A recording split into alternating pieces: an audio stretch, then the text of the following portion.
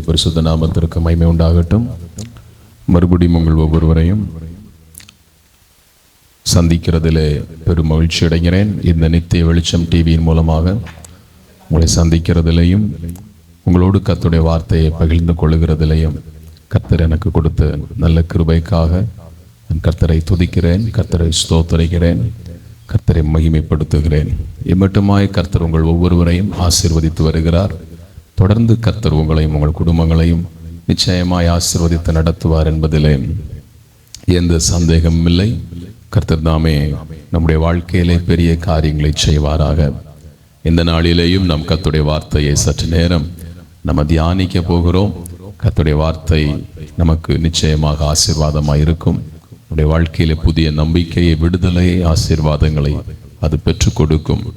ஆமென். இந்த நாளிலேயும் கர்த்தருடைய வார்த்தையை நாம் தியானிக்கிறதற்கு முன்பதாக தேவ சமூகத்திலே ஒரு நிமிடம் நம்ம தேவ சமூகத்தில் ஜெபம் பண்ணுவோம். ஆமென். கண்களை மூடுவோம், கர்த்தரை நோக்கி பார்க்கலாம். நல்ல தெய்வமே, இந்த ஆசீர்வதிக்கப்பட்டதான நாளுக்காக உமக்கு நன்றி சொல்லுகிறோம். மறுபடியுமாக ஆண்டவரே, இந்த நிகழ்ச்சியின் மூலமாய் ஆண்டவரே இந்த ஜனங்களோடு பேசவும் உடைய வார்த்தையை பகிர்ந்து கொள்ளவும் நீர் தந்த கிருபைக்காக உமக்கு நன்றி. இந்த நாளிலேயும் வசனத்தை கேட்க போகிற அன்பு ஜனங்களுக்காக, குடும்பங்களுக்காக உம்மை ஸ்தோத்திரிக்கிறோம். இது வாஞ்சையோடு, தாகத்தோடு, எதிர்பார்ப்போடு உம்முடைய சமூகத்தில் வசனத்தை கேட்டுக்கொண்டிருக்கிற, கேட்க போகிற ஒவ்வொருவரையும் கர்த்தர் நீர் ஆசீர்வதிக்க வேண்டும் என்று நான் ஜெபிக்கிறேன். தேவ கிருபையினாலே, தேவ பிரசன்னத்தினால ஒவ்வொருவரையும் நீர் நிரப்ப வேண்டும். வசனத்தை கேட்கிற ஒவ்வொருவரின் இருதயங்களையும் கர்த்தர் நீர் திறக்க வேண்டும் என்று உங்கள் நாமத்தினாலே நான் ஜெபிக்கிறேன். நீர் ஆசீர்வதித்து நடத்தும், ஆளுகை செய்யும். வல்லமையுள்ள தேவன் பெரிய காரியங்களை கட்டளையிடும். குறைவுகள் எல்லாம் நிறைவாகட்டும். நாமம் மகிமைப்படட்டும். ஆசீர்வதித்து வழி நடத்தும். எல்லா துதிகன மகிமையையும் உமக்கு செலுத்துகிறோம். இரட்சகரும் மீட்பருமாயிருக்கிற இயேசு கிறிஸ்துவின் மூலம் ஜெபிக்கிறோம் பிதாவே, ஆமென். மறுபடியும் உங்கள் ஒவ்வொருவரையும் ஆண்டவராகிய இயேசு கிறிஸ்துவின் நாமத்தினாலே வாழ்த்துகிறேன். கர்த்தர் தாமே நம் ஒவ்வொருவரையும் ஆசீர்வதிப்பாராக. தொடர்ச்சியாய் கர்த்தருடைய வேதத்தை நாம் ஒரு தலைப்பின் கீழாக தியானித்து வருகிறோம். இயேசு எப்படிப்பட்டவர்? சகையு என்கிற மனிதன் இயேசு எப்படிப்பட்டவர் என்பதை தேட முயற்சி செய்தான். அவன் தேடினான், கண்டடைந்தான். வாழ்க்கை மாற்றப்பட்டது. இந்த நிகழ்ச்சியை பார்த்து கொண்டிருக்கிற தேவ ஜனங்களே, உங்க வாழ்க்கையிலேயும் இயேசுவை குறித்து அறிய விரும்புவீர்கள் என்றால் நிச்சயமாக இந்த நிகழ்ச்சி உங்களுக்கு ஆசீர்வாதமாக இருக்கும். நம் இயேசு எப்படிப்பட்டவர் என்பதை அறிந்து கொள்ளுங்கள். ஆமென். அதை தேடுவோம். நாம் அறிந்து கொள்ள முயற்சி செய்யும் பொழுது நாம் ஆராதிக்கிற ஆண்டவர் நமக்கு நிச்சயம் வெளிப்படுவார், நம்மோடு பேசுவார். நம் வாழ்க்கையில் ஆண்டவர் நன்மை செய்வார். நம்முடைய வாழ்க்கை மறுரூபம் அடையும். இயேசுவை போல நம்முடைய வாழ்க்கை மாறும்.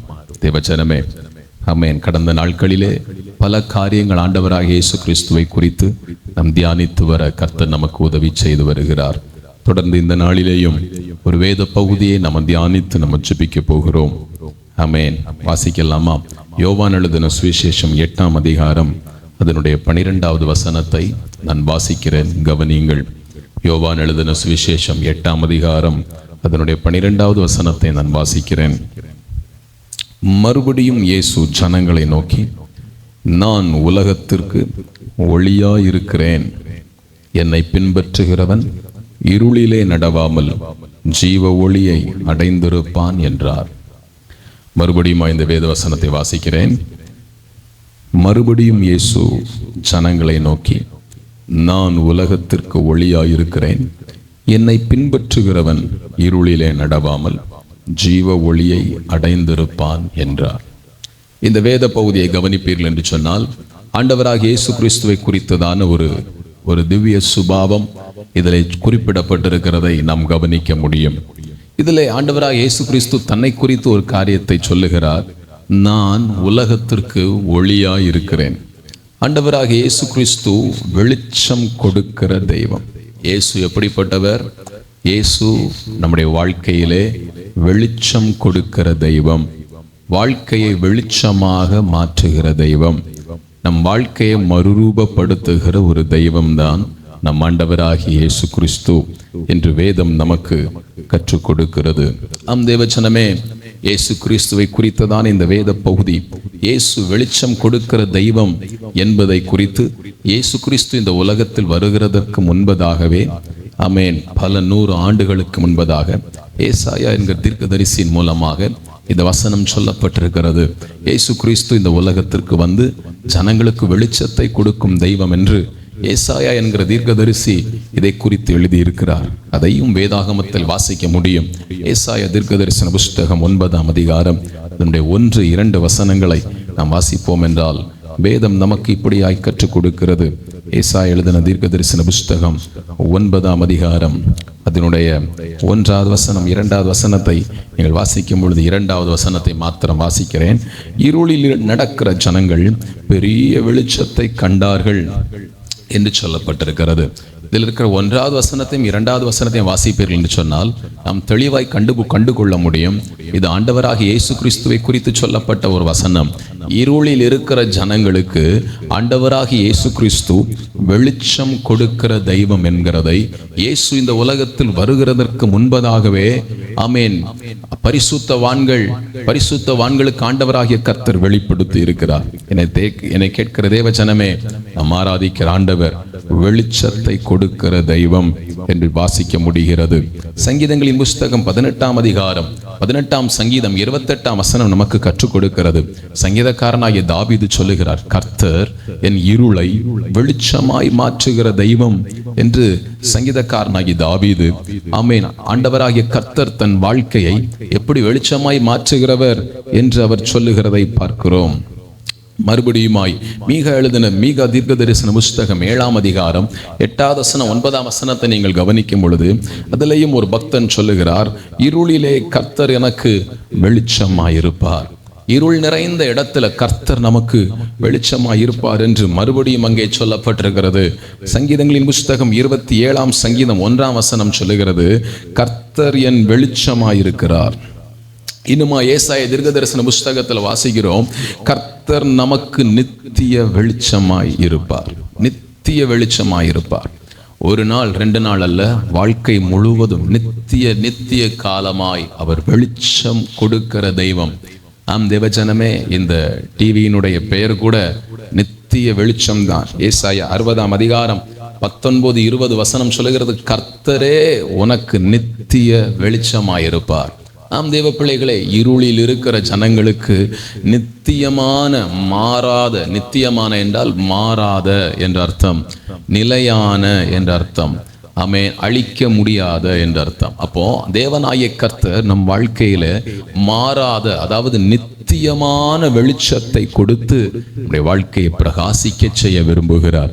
உங்க வாழ்க்கையில் இருள் இருக்கிறதா தேவஜனமே? உங்களுடைய வாழ்க்கை முழுவதும் இருள் நிறைந்திருக்கிறது என்று கவலைப்படுகிறீர்களா? கலங்காதீர்கள். ஆண்டவராகிய இயேசு கிறிஸ்து உங்களுக்கு வெளிச்சம் கொடுக்கும்படிக்கு இந்த உலகத்தில் வந்தார். ஆண்டவராகிய இயேசு கிறிஸ்து நமக்கு வெளிச்சம் கொடுக்கிற தெய்வம். உங்கள் வாழ்க்கையில் அவர் வெளிச்சத்தை கொடுத்து உங்க வாழ்க்கையில் இருக்கிற இருளை அவர் மாற்றி விடுவதற்கு விரும்புகிறார். இருளும் வெளிச்சமும் ஒரே இடத்தில் இருக்கவே முடியாது. தேவனாகிய கர்த்தர் இருளையும் வெளிச்சத்தையும் வெவ்வேறாய் பிரித்தார் என்று வாசிக்கிறோம். ஆமென். பகலிலே வெளிச்சமாய் இருக்கிறது, இரவிலே இருளாய் இருக்கிறது.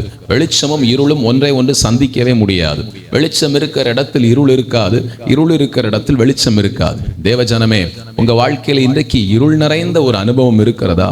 கர்த்தர் இன்றைக்கு உங்களோடு பேசுகிறார். ஆமென். கர்த்தர் உங்களுக்கு நித்திய வெளிச்சமாய் இருப்பார். ஆண்டவராகிய இயேசு கிறிஸ்து உங்களுக்கு வெளிச்சம் கொடுப்பார்.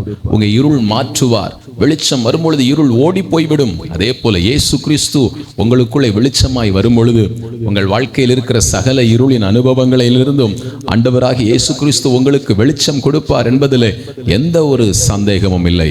தேவஜனமே, ஆண்டவராகிய இயேசு கிறிஸ்து இருளில் இருக்கிறவர்களுக்கு வெளிச்சம் கொடுக்கிறவர். இருளில் இருக்கிற ஜனங்கள் பெரிய வெளிச்சத்தை கண்டார்கள் என்று சொல்லப்பட்ட வசனத்தின்படி உங்க வாழ்க்கையில் இருக்கிற இருளை கர்த்தர் வெளிச்சமாய் மாற்றுவாராக. இருள் நிறைந்த வாழ்க்கை என்பது எதை காண்பிக்கிறது? தேவஜனமே, ஆமென். இருளை வெளிச்சமாய் இயேசு மாற்றுவார் என்று தியானித்தோம். ஆமென். அப்ப இருள் நிறைந்த வாழ்க்கை என்பது எதை காண்பிக்கிறது? ஆமென். இருள் நிறைந்த வாழ்க்கையில் நாம் வாழுகிறோமா என்பதை ஒரு 3 காரியத்தை சொல்லுகிறேன்.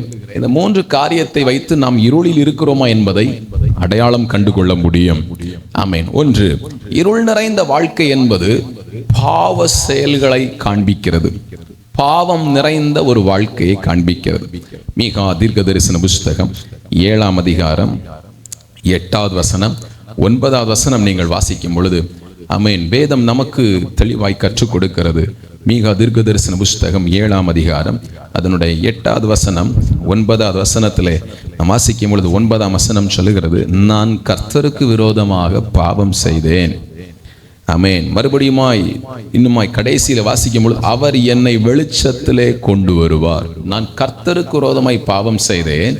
அதே வசனம் சொல்லுகிறது பின்பகுதியிலே, அவர் என்னை வெளிச்சத்திலே கொண்டு வருவார். அப்ப பாவம் செய்கிறவர்கள் எங்கே இருக்கிறார்கள்? இருளிலே இருக்கிறார்கள். ஆமென். பாவம் என்பது இருளை காண்பிக்கிறது. எந்த ஒரு மனிதன் பாவம் செய்கிறானோ, துணிகரமாய் பாவம் செய்கிறவர்கள் உண்டு, மறைமுகமாய் பாவம் செய்கிறவர்கள் உண்டு, தனக்கு மாத்திரம் தெரிகிறது போல பாவம் செய்கிறவர்கள் உண்டு. எந்த ஒரு பாவத்தை ஒரு மனிதன் செய்தாலும் அந்த மனிதன் இருளின் பிடியிலே இருக்கிறான் என்று இந்த வேத வசனத்தின் நிமித்தம் நாம் கண்டுகொள்ள முடிகிறது. பொதுவாய் பாவம் செய்கிறவர்கள் தேவ பிள்ளைகளே ஆரம்பத்திலே மறைமுகமாகவே அதிகமான பாவங்களை செய்வார்கள். பாவம் செய்கிறவர்கள் இருளை தேடித்தான் ஓடி போகிறதை பார்க்கிறோம். எங்கும் இல்லாத இடங்களை தேடுவார்கள். வெளிச்சம் இல்லாத இடங்களை தேடி மறைவிடங்களிலே, இருள் நிறைந்த இடங்களிலே தான் பாவங்களை செய்ய ஆரம்பிக்கிறார்கள். அப்ப பாவம் என்பது இருள் நிறைந்த ஒரு வாழ்க்கையை காண்பிக்கிறது. தேவச்சனமே, பாவ வாழ்க்கையில் இருக்கிறீர்களா? ஏதோ ஒரு பாவத்தை தொடர்ந்து செஞ்சிட்டு இருக்கிறீங்களா? அந்த பாவத்தை உங்களால விட முடியாம இருக்குதா? நீங்கள் இருளில் இருக்கிறீர்கள் என்பதை நீங்கள் மனதில் கொள்ள வேண்டும். இருளில் வாழ்வது ஆபத்து. இருளிலே அநேக ஆபத்துகள் இருக்கிறது. இருளிலே அநேக விலங்குகள், அநேக ஆபத்துக்களை கொண்டு வருகிற உயிரினங்கள் இருக்கிறது. அது நம்மை சேதப்படுத்திவிடும். அநேக ஆமென் ஆபத்து நிறைந்த பிசாசின் கிரியைகள் நம்மை சேதப்படுத்திவிடும். எனவே பாவ இருளை விட்டு நாம் வெளியே வர வேண்டிய அவசியம் இருக்கிறது என்று கர்த்தர் இன்றைக்கு உங்களை பார்த்து பேசுகிறார். இரண்டாவது, இருள் என்பது எதை காண்பிக்கிறது? கொலோசையர் நிருபம், புதிய ஏற்பாட்டிலே கொலோசையர் என்கிற ஒரு புஸ்தகம் இருக்கிறது. அதிலே 1ஆம் அதிகாரம் 13வது வசனம் நமக்கு கற்றுக் கொடுக்கிறது, இருளின் ராஜ்யத்திலிருந்து கர்த்தர் நம்மை விடுதலையாக்குகிறவர். அப்போ இதில் இருள் என்பது எதை காண்பிக்கிறது என்றால், சாத்தானின் கிரியைகளால் பாதிக்கப்பட்டிருக்கிற ஒரு அனுபவம், சாத்தானின் பிடியினால் கட்டப்பட்டிருக்கிற ஒரு அனுபவத்தை இந்த காரியம் நமக்கு சுட்டி காண்பிக்கிறதை பார்க்கிறோம். ஆமென். இருளின் ராஜ்யத்தில், இருளின் ராஜ்யம் என்பது இருள். ஆமென். இருளின் ராஜ்யம் என்பது சாத்தானின் பிடியிலே சிக்கப்பட்டிருக்கிற மக்களை காண்பிக்கிறது. இன்னைக்கு அநேக குடும்பங்கள் ஆமென் சாத்தானின் கட்டுக்குள்ளே இருக்கிறார்கள். அவர்களால் எதையுமே விடுதலையாய் செயல்படுத்த முடியவில்லை. ஏதோ ஒரு தவறான சக்தி தன்னை ஆளுகை செய்கிறதை போல இன்னைக்கு அநேக குடும்பங்கள் உணர்ந்து கொண்டிருக்கிறார்கள். அவர்கள் வருமானத்தில் ஏதோ ஒரு தீய சக்தி அவர்களை முன்னேற விடாதபடிக்கு செய்கிறதை அநேக குடும்பங்கள் உணர்கிறது. சில பேருடைய வாழ்க்கையில வியாதிகள் குணமடையாதபடிக்கு ஏதோ ஒரு தவறான சக்தி அவர்களை ஆளுகை செய்கிறதை உணர்கிறார்கள். இப்படி ஒவ்வொருவர் வாழ்க்கையிலேயும் சாத்தான் தன்னுடைய வல்லமையினாலே அவர்களை கட்டுக்குள் வைத்திருக்கிறதை பார்க்கிறோம். ஆமென். இப்படி எந்தெந்த குடும்பங்கள் சாத்தானின் பிடியில் சிக்கப்பட்டிருக்கிறார்களோ அவர்களுக்கு வெளிச்சம் தேவை. அவர்கள் இருளின் பிடியில் இருக்கிறார்கள் என்று அர்த்தம். பொதுவாய் பாருங்கள், மந்திரவாதம் செய்கிறவர்கள், செய்வினை செய்கிறவர்கள் எல்லாரும் எங்க வச்சு செய்வாங்கன்னா, வெளிச்சமா இருக்கிற இடத்துல செய்ய மாட்டாங்க. எல்லாரும் இருள் நிறைந்த இடத்திலே, சுடுகாட்டில் போய் ஆமென் அமாவாசை நேரத்தில், இருள் நிறைந்த இடத்தில், இப்படிப்பட்ட நேரத்தில் தான், இருள் நிறைந்த இடத்துல தான் ஆமென் பிசாசுகளை வர வைத்து அவர்கள் மந்திரவாதம் செய்கிறார்கள், பில்லி சூனியம் செய்கிறார்கள். எனவே தேவஜனமே, நான் சொல்ல விரும்புகிற காரியம் என்னவென்றால், இன்றைக்கு இப்படி மந்திரவாதத்தினால் பாதிக்கப்பட்ட குடும்பங்களாகலாம், பில்லி சூனியத்தால் செய்வினையால் பாதிக்கப்பட்ட குடும்பங்களாக இருக்கலாம், இவர்கள் எல்லாரும் இருளின் பிடியில் இருக்கிறார்கள், சாத்தானால் பாதிக்கப்பட்டிருக்கிறார்கள். நான் சொன்னது போல வியாபாரத்திலே, வருமானத்திலே, படிப்பிலே, குடும்ப சமாதானத்திலே போன்ற காரியங்களில் ஏதோ ஒரு தீய சக்தி எங்கள் குடும்பத்தை கட்டுப்பாட்டிற்குள் வைத்திருக்கிறது என்று நீங்கள் நினைப்பீர்கள் என்றால், தோன்றுகிறது என்றால், நீங்கள் இருளில் இருக்கிறீர்கள். உங்களுக்கு வெளிச்சம் தேவை. இருளிலே ஆபத்தான உயிரினங்கள் இருக்கிறது போல ஆமென்.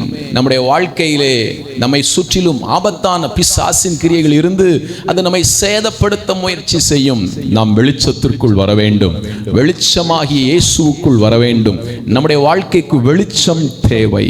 தேவஜனமே, ஏதோ ஒரு தீய சக்தியின் கட்டுப்பாட்டிற்குள் உங்கள் குடும்பம், உங்கள் வாழ்க்கை, உங்கள் பிள்ளைகள், வருமானம் ஏதோ இருக்கிறதை போல் இருக்கிறீர்களா? தோன்றுகிறதா? உங்களுக்கு வெளிச்சம் தேவை. இயேசு உங்களுக்கு வெளிச்சத்தை கொடுக்க விரும்புகிறார். உங்கள் வாழ்க்கையை மாற்ற விரும்புகிறார். மூன்றாவது, ஆமென், ஸ்தோத்திரம், எது நமக்குடைய எது இருளை காண்பிக்கிறது? முதலாவது சொன்னேன், பாவ செயல்கள். இரண்டாவது, வேதம் சொல்லுகிறது சாத்தானின் கிரியைகளால் பாதிக்கப்பட்டிருக்கிற அனுபவம். மூன்றாவது வேத பகுதி சொல்லுகிறது, ஏசாயா தீர்க்கதரிசன புஸ்தகம் அதனுடைய 9ஆம் அதிகாரம் 1-2 வசனங்களை வாசிக்கும் போது மரண இருள் என்று அந்த வேத பகுதி காண்பிக்கிறது. மரண இருள். இந்த இடத்துல மரணம் என்பது இரண்டாவது மரணம், அதாவது நரக வாழ்க்கை, நரகத்திற்கு நேராய் தள்ளப்படுகிற ஒரு அனுபவம். மரண இருள் என்பது நரக ஆக்கினையின் இருள், நரகத்திற்கு நேராய் தள்ளப்படுகிற ஒரு அனுபவம். அப்ப நான் குறிப்பிடுகிற காரியம் என்னவென்றால், எந்த ஒரு மனிதன் நரகத்திற்கு நேராய் தன்னுடைய வாழ்க்கையை அமைத்து கொண்டிருக்கிறானோ, எந்த ஒரு மனிதன் நரகத்திற்கு நேராய் போய்க் கொண்டிருக்கிறானோ அவன் இருளின் பிடியில் இருக்கிறான். அவன் மரண இருளின் பிடியில் இருக்கிறான் என்று வேதம் நமக்கு கற்றுக் கொடுக்கிறது. இந்த செய்தியை கேட்கிற தேவ பிள்ளைகளை, ஒருவேளை நீங்க தொலைக்காட்சியின் நிமித்த டிவியில பார்க்கலாம், இல்லைன்னா சோசியல் மீடியா மூலமா இதை நீங்க பார்க்கலாம். எதிலிருந்து பார்த்தாலும் நான் உங்களை பார்த்து ஒரு கேள்வி கேட்கிறேன். உங்களுக்கு ஒரு நிச்சயம் இருக்கிறதா? நான் பரலோகத்திற்கு போய்விடுவேன், இன்றைக்கு இயேசு வந்தால் நான் பரலோகத்துக்கு போயிடுவேன், இன்னைக்கு என் வாழ்க்கை முடிந்தால் நான் பரலோகத்தில் போய் இயேசுவோடு இருப்பேன் என்கிற ஒரு நிச்சயம் உங்களுக்கு இருக்கா? அப்படி இல்லைன்னா நீங்க இருளில் இருக்கிறீர்கள் என்று அர்த்தம். நரகத்திற்கு நேராக எந்த ஒரு மனிதன் வாழ்ந்து கொண்டிருக்கிறானோ, ஆமென், அந்த மனிதன் இருளின் பிடியில் இருக்கிறான். அவனுக்கு வெளிச்சம் தேவை. இந்த 3 அனுபவங்கள், நீங்கள் இருளில் இருக்கிறீர்கள் என்பதற்கான 3 அனுபவங்கள். 1, பாவ செயல்களில் ஈடுபடுவது. 2, சாத்தானின் கிரியைகளினால் கட்டப்பட்டிருப்பது. 3, நமக்கே தெரியாமல் நரகத்திற்கு நேராய் போய்கொண்டிருக்கிற ஒரு வாழ்க்கை. இந்த 3ம் உங்க வாழ்க்கையில் இருந்துச்சுன்னா நீங்க இருளில் இருக்கிறீர்கள், உங்களுக்கு வெளிச்சம் தேவை என்று ஆண்டவராகிய இயேசு கிறிஸ்து உங்களை பார்த்து சொல்லுகிறார். என்னை கேட்கிற தேவஜனமே, கர்த்தர் உங்களை நேசிக்கிறார். கர்த்தர் உங்களுக்கு இந்த இருளிலிருந்து வெளிச்சத்தை கொடுக்க வேண்டும் என்று வாஞ்சிக்கிறார். இந்த வெளிச்சத்தை பெற்றுக்கொள்ள விரும்புகிறீர்களா? இயேசு கிறிஸ்து உங்களுக்கு வெளிச்சம் கொடுக்க விரும்புகிறார். இப்படிப்பட்ட இருளின் பிடியில் இருக்கிற குடும்பங்களை விடுவிக்க வேண்டும் என்று இயேசு விரும்புகிறார். இப்படிப்பட்டவர்களுக்கு வெளிச்சம் கொடுக்க வேண்டும் என்பதற்காகத்தான் இயேசு இந்த உலகத்திற்கு வந்தார். தேவஜனமே, உங்க வாழ்க்கையில் வெளிச்சம் வேண்டுமா? உங்க குடும்பத்திற்கு வெளிச்சம் வேண்டுமா? உங்க பிள்ளைகள் வாழ்க்கையில வெளிச்சம் வேண்டுமா? இயேசு அதை கொடுப்பதற்கு ஆயத்தமா இருக்கிறார். இந்த இயேசு கிறிஸ்துவை கொடுக்கிற இந்த வெளிச்சத்தை பெற்றுக்கொள்ள நான் என்ன செய்யணும்னு கேட்கிறீங்களா? என் வாழ்க்கையில் இந்த இருள் மாற வேண்டும், நான் என்ன செய்யணும்? இயேசு எனக்கு கொடுக்கிற இந்த வெளிச்சத்தை பெற்றுக்கொள்வதற்கு என்ன வழி? ஒரு 4 காரியத்தை சொல்லி நான் முடிக்கிறேன். இயேசுவின் வெளிச்சத்தை பெற்றுக்கொள்ள நாம் என்ன செய்ய வேண்டும்? ஒரு 4 காரியத்தை சொல்லுகிறேன். 1, யோவான் எழுதின சுவிசேஷம் 3ஆம் அதிகாரம் 19வது வசனம் என்ன சொல்லுகிறது என்றால், யோவான் எழுதின சுவிசேஷம் 3ஆம் அதிகாரம் 19வது வசனத்தில் இயேசு சொல்லி இருக்கிறார், இந்த வெளிச்சத்தை பெற்றுக்கொள்ள என்ன செய்யணும்னு இயேசுவே சொல்லி இருக்கிறார். 19வது வசனத்துல ஒரு வார்த்தை இப்படி வருகிறது, ஒளியை பார்க்கிலும் இருளை ஜனங்கள் விரும்புகிறார்கள். ஆமென். இந்த உலகம் முழுவதும் வெளிச்சத்தை பார்க்கிலும் ஜனங்கள் இருளை விரும்புகிறார்கள், பாவத்தை விரும்புகிறார்கள். ஆமென். தேவ பிள்ளைகளை, பாவம் செய்கிறதை ஜனங்கள் விரும்பி ஓடிக்கொண்டிருக்கிறபடினால் அவர்கள் இருளில் இருக்கிறார்கள். இயேசு சொல்றார், நீ இருளை விரும்பாதே, நீ வெளிச்சத்தை விரும்ப வேண்டும். வெளிச்சத்தின் மீது உனக்கு ஆசை வரணும். பாவத்தின் மீது உனக்கு ஆசை வரக்கூடாது. நல்லவங்களா வாழ்றதுக்கு உங்களுக்கு ஆசை வரணும், விருப்பம் வர, வெளிச்சத்தின் மீது ஒரு விருப்பம் வர வேண்டும். சகைவுக்கு ஒரு விருப்பம் வந்தது, இயேசுவை பார்க்கணும்னு ஒரு விருப்பம், வெளிச்சத்தை பார்க்க வேண்டும் என்கிற ஒரு விருப்பம். இன்னைக்கு நிறைய பேர் இருளை தேடி, இருளை விரும்பி, இருட்டை பார்த்து போயிட்டு இருக்காங்க. ஆனா உங்க வாழ்க்கையில் வெளிச்சம் வேணும்னா இன்னைக்கு நீங்க வெளிச்சத்தை விரும்ப ஆரம்பியுங்கள். நல்லவங்களா வாழணும், பாவம் இல்லாம ஒரு வாழ்க்கை வாழணும், இந்த பிசாசின் கட்டெல்லாம் இல்லாமல் என் வாழ்க்கை சமாதானமாக இருக்கணும், என் வருமானம் ஆசீர்வாதமாக இருக்கணும், என் பிள்ளைகள் சந்தோஷமாக இருக்கணும் என்பதை விரும்புங்கள். நரகத்துக்கு போயிடக்கூடாது, எப்படியாவது பரலோகத்துக்கு போயிடணும் என்கிற ஒரு விருப்பம் உங்களுக்குள்ளே உண்டாக வேண்டும்.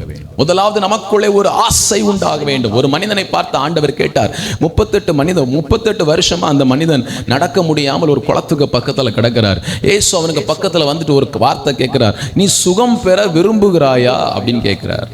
அப்போ தேவ பிள்ளைகளே, ஆண்டவர் உங்க வாழ்க்கையில் வெளிச்சம் கொடுக்கணும்னா, உங்க வாழ்க்கையை மாற்றணும்னா ஃபர்ஸ்ட் ஸ்டெப் என்னன்னா, நமக்குள்ளே ஒரு விருப்பம் உண்டாகணும், என் வாழ்க்கை வெளிச்சமா மாறணும்.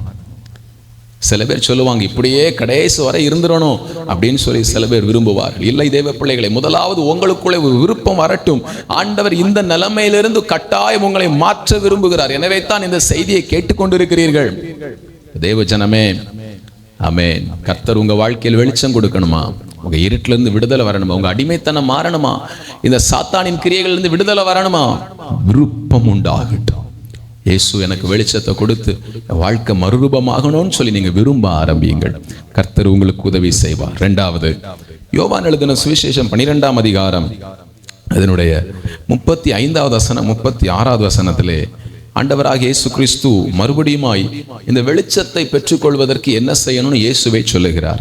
யோவான் எழுதின சுவிசேஷம் 12ஆம் அதிகாரம் அதனுடைய 35வது வசனம் 36வது வசனத்துல இயேசு சொல்றாரு. ஆமென். 35வது வசனத்தை வாசிக்கிறேன். அதற்கு இயேசு, இன்னும் கொஞ்ச காலம் ஒளி உங்களிடத்தில் இருக்கும், இருளில் நீங்கள் அகப்படாதபடிக்கு ஒளி உங்களோடு இருக்கையில் நடங்கள். 36வது வசனம் வாசிக்கிறேன். ஆமென். ஒளியினிடத்தில் விசுவாசமாயிருங்கள்.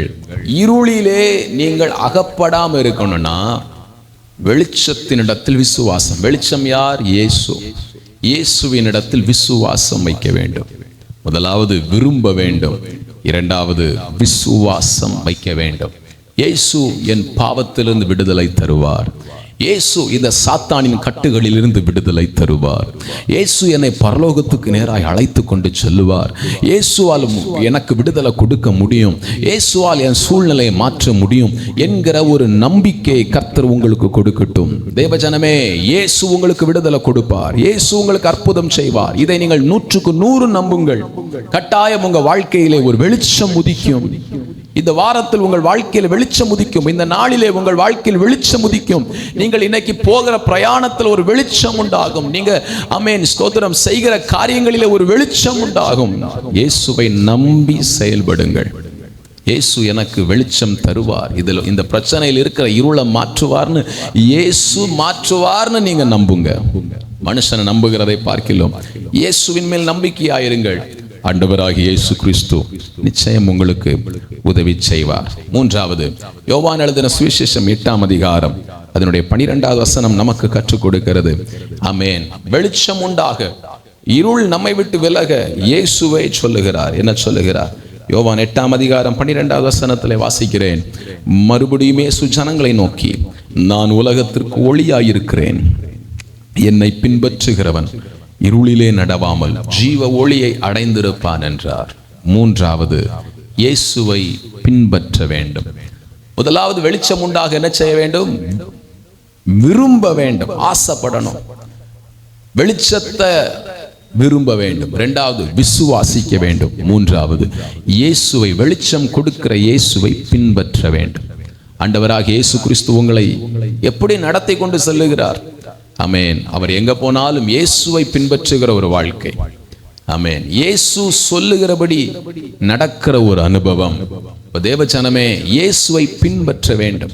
இயேசுவின் பாதை சில நேரத்தில் கடினமான பாதையில் நடத்துவார், சில நேரத்தில் லெகுவான பாதையில் நடத்துவார்.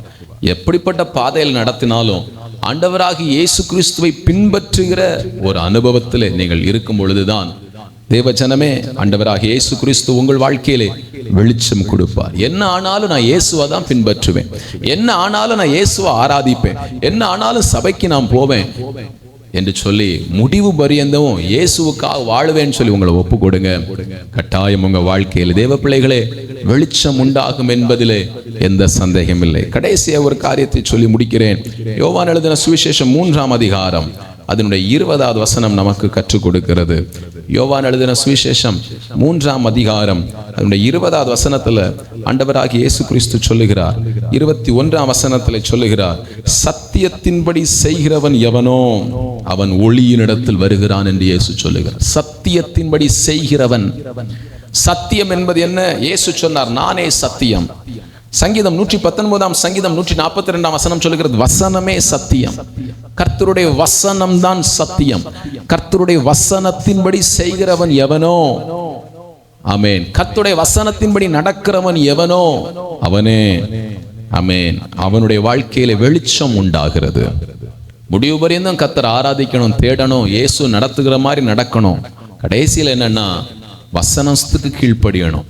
வசனம் சொல்லுகிறதற்கு நம்முடைய வாழ்க்கையை ஒப்பு கொடுக்கணும். நீங்க வசனத்திற்கு கீழ்ப்படிய வசனத்தின் வெளிச்சம் நம்முடைய வாழ்க்கையில பிரகாசிக்க ஆரம்பிக்கும். என்னை கேட்கிற தேவ பிள்ளைகளே, ஆண்டவராகிய இயேசு கிறிஸ்து உங்களுக்கு வெளிச்சம் கொடுக்க விரும்புகிறார். 4 காரியத்தை நீங்க செய்யுங்க, உங்க வாழ்க்கை மாறிடும். 1, வெளிச்சமா என் வாழ்க்கையில ஒரு மாற்றம் வரணும்னு விரும்புங்க. 2வது, மாற்றத்தை கொடுக்கிறவர் இயேசுதான், இயேசுவை நம்புங்க. 3வது, இயேசுவை பின்பற்றுங்கள். என்ன ஆனாலும் இயேசுவை ஆராதிக்கிறத நான் விடவே மாட்டேன் என்பதிலே உறுதியாயிருங்கள். 4வது, இயேசு சொல்றதுக்கு எல்லாவற்றையும் செய்ய ஆரம்பியுங்கள். வசனத்தை உங்க கையில் இருக்கிற பரிசுத்த வேதாகமம் பைபிளை வாசித்து அதில் சொல்லப்பட்டிருக்கிற ஒவ்வொரு காரியத்தையும் செய்ய ஆரம்பியுங்கள். ஒன்றன் பின் ஒன்றாய் செய்ய ஆரம்பியுங்கள். உங்க வாழ்க்கையிலே இருள் கொஞ்சம் கொஞ்சமாய் விலகுகிறதை நீங்கள் பார்க்க முடியும். நித்திய வெளிச்சத்தை கர்த்தர் உங்களுக்கு கொடுப்பார். ஆண்டவராகிய இயேசு கிறிஸ்து எப்படிப்பட்டவர்? உங்க வாழ்க்கையில் வெளிச்சத்தை கொடுக்கிற தெய்வம். கேட்கிற தேவ பிள்ளைகளே, உங்க வாழ்க்கையில் வெளிச்சம் வேணுமா? கண்ணை மூடி, இயேசுவே என் வாழ்க்கை இருள் நிறைந்திருக்கிறது, வெளிச்சத்தை தாரும் ஆண்டவரேன்னு கேட்பீங்களா? கட்டாயம் உங்க வாழ்க்கையில் ஒரு மாற்றம் உண்டாகும். உங்க வாழ்க்கையில வெளிச்சம் முதிக்கிறதை நீங்கள் பார்ப்பீர்கள். ஆமென். ஆண்டவருடைய சமூகத்தில் உங்களை ஒப்பு கொடுப்பீங்களா? இருளை கர்த்தர் மாற்றி உங்களுக்கும் வெளிச்சத்தை தருவார். இருளில் இருக்கிற ஜனங்கள் பெரிய வெளிச்சத்தை கண்டார்கள் என்கிற வேத வசனம் உங்க வாழ்க்கையிலும் நிறைவேறும். ஜெபம் பண்ணுவோமா? கண்களை மூடுங்கள், கர்த்தரை நோக்கி பார்க்கலாம். நல்ல தெய்வமே, இந்த ஆசீர்வதிக்கப்பட்டதான காலை வேளைக்காய் ஸ்தோத்திரம். உம்முடைய சமூகத்தில் உம்முடைய வசனத்தை வாஞ்சையோடு தாகத்தோடு எதிர்பார்ப்போடு கேட்டுக்கொண்டிருந்த அன்பு குடும்பங்களுக்காய் ஸ்தோத்தரிக்கிறோம். இதோ என் வாழ்க்கையில வெளிச்சம் வேண்டும் என்று உம்மை நோக்கி ஜெபிக்கிற ஒவ்வொருவர் வாழ்க்கையில வெளிச்சம் உண்டாகட்டும். அவர்கள் உள்ளத்திற்குள்ளே ஒரு விருப்பத்தை கொடுப்பீராக. அவர்கள் உம்மை விசுவாசிக்கத்தக்கதான இருதயத்தை தாரும் ஆண்டவரே.